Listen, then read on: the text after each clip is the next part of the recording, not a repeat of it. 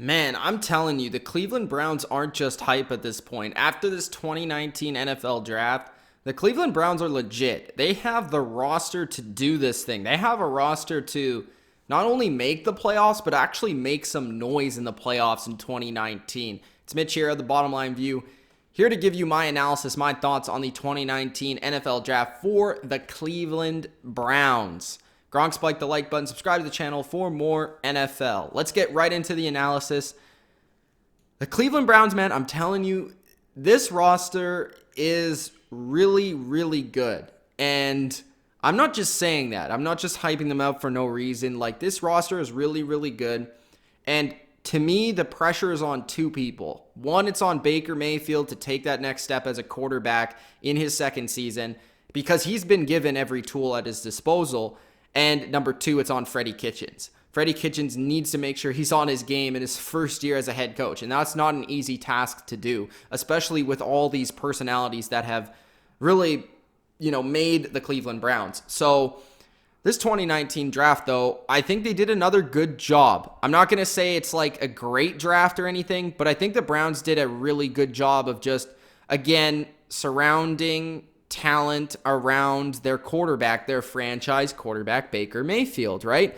And their first round pick is Odell Beckham Jr. Right there, you win, okay? You get an A+ for your first round pick. You get Odell Beckham Jr. for your first round pick. And really, the rest of the draft was just focused on getting some depth for certain positions on their roster and gaining some players at certain spots that are weaknesses on their roster. When looking at it, their safety position was pretty weak coming into the draft. They at least added one player to that spot. Their corner position, I felt, was still an area of weakness. And they get, in my opinion, the best cover corner in the entire draft in the second round in Greedy Williams. And they add some depth to their linebacking core, which lost some players in free agency.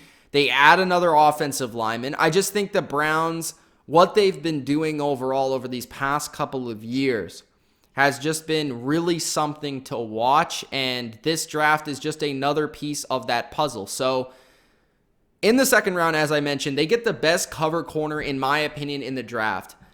They get Greedy Williams of LSU. There are not many people that are as tall as him, that are as fast as him, and that can play man-to-man coverage like he can. And I really felt like coming into the draft, the Browns needed to address their corner spot. They have Denzel Ward, but outside of that, I really didn't have a lot of confidence in their corner spot. I think Greedy Williams, as a number 2 corner, he can do this thing. I think right away he'll have an impact. Now, again, there's concerns about his tackling.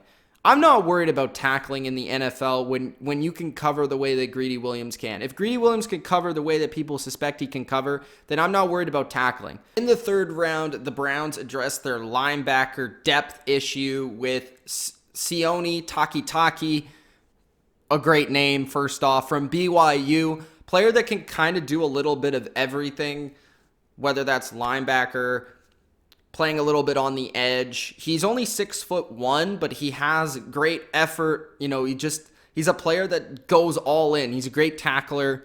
And the one thing that's concerning about this pick is the fact that he had a few suspensions in college. He actually had 4 separate suspensions. And John Dorsey is kind of known for taking some players with a little bit of character risks. Now, suspensions are a little bit different than some of the other things that happen in the course of a guy's life that are going to get drafted, but it's still something to be concerned with. But Takitaki is a guy that's extremely productive in college, led the team in tackles in 2018 for BYU, 238, 6'1", can play a little bit in coverage, can play a little bit as an edge rusher, can play as a linebacker, can do a lot of different things. And I think this is a guy that you really like as a depth player at the very least. And in the third round, you could see him play some snaps on first and second down as a, run stuffing linebacker if they need to add another linebacker onto the field. And just his versatility, I think you can do a lot within the defense and within your defensive scheme for Steve Wilks. You can utilize him in a lot of different ways. So that was a nice pick in the third round.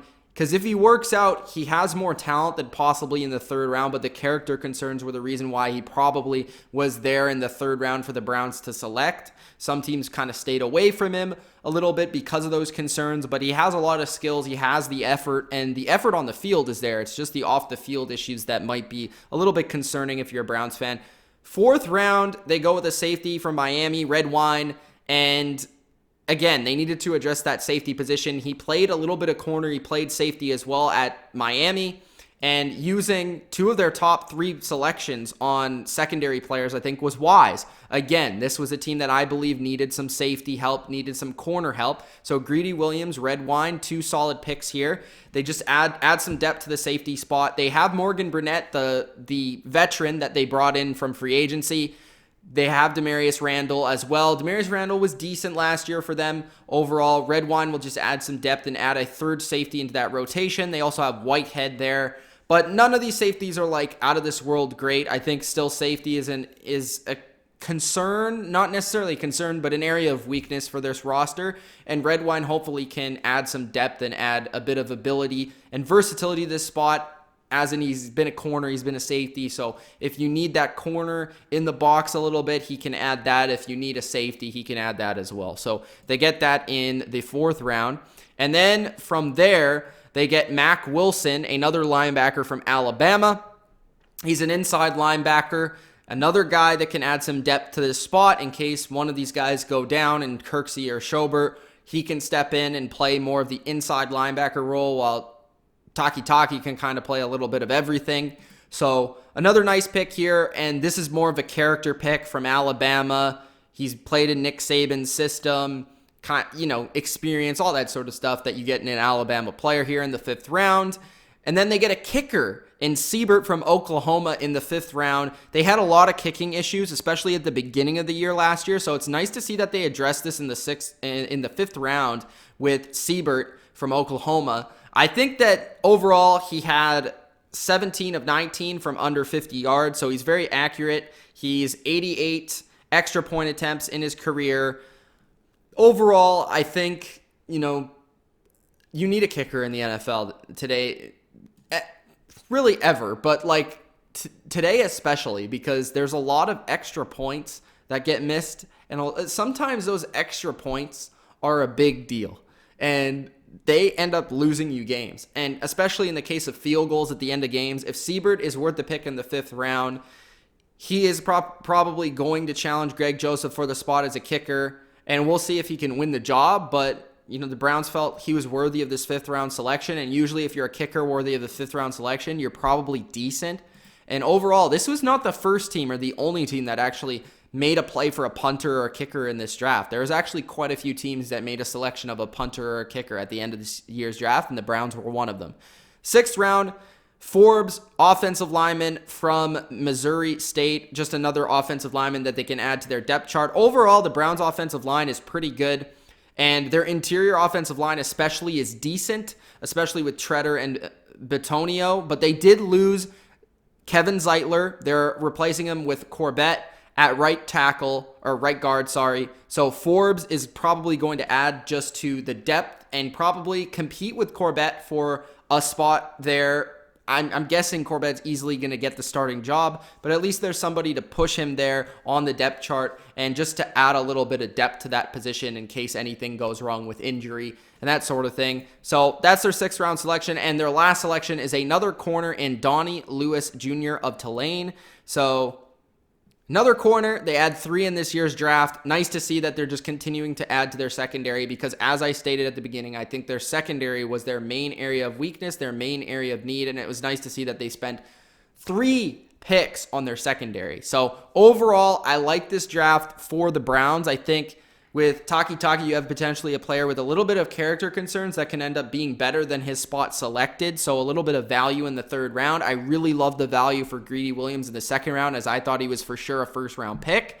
And they address their depth at linebacker. They address their depth at secondary. And overall, and they get a kicker, which is nice. So overall, I have to give the Browns an A- for their draft. I think they did a lot right here. They addressed a lot of their needs, and they're continuing to strengthen a team that's already extremely talented. And as I said at the beginning of the video, this is a team that's not just playing around. They're not just a talented team on paper. I think this team can legitimately be a good team in the AFC and legitimately push, the top teams like the Patriots and the Chargers and the Chiefs and the Colts for positioning in the playoffs. So I'm intrigued to see what these draft picks do. But a lot of these draft picks for the Browns are going to be backups in their first year because they didn't have a first round pick. But when you get Odell Beckham as your first pick, it's going to be a good draft. So overall, I give the thumbs up to the Browns in an A- grade. Let me know in the comment section below what you thought of this draft for the Cleveland Browns. You love it, you hate it. Gronk, spike the like button, subscribe to the channel if you haven't already. It's Mitch of the Bottom Line View. Peace.